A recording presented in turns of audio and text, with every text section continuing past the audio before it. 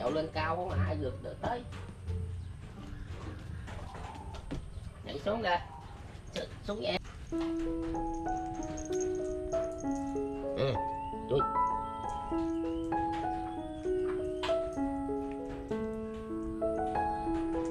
Dạ, tôi quýnh mày à.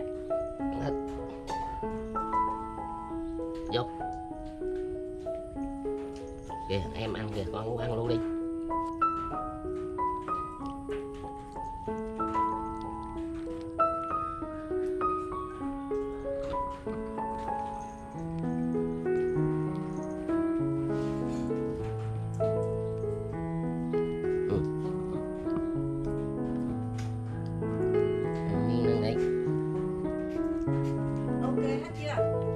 Chưa.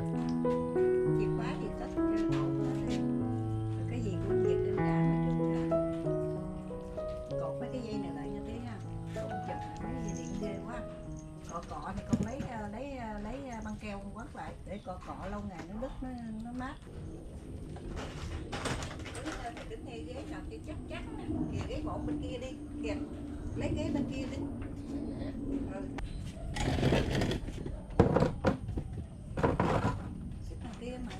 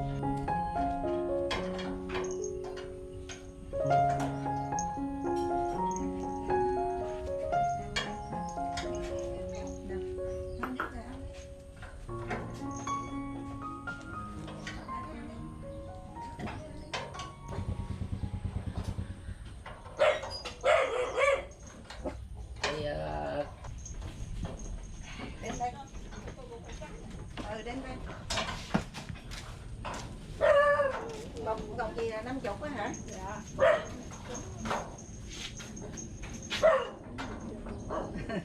Tặng luôn phải không? Tặng luôn củ gừng phải không? Rồi của cô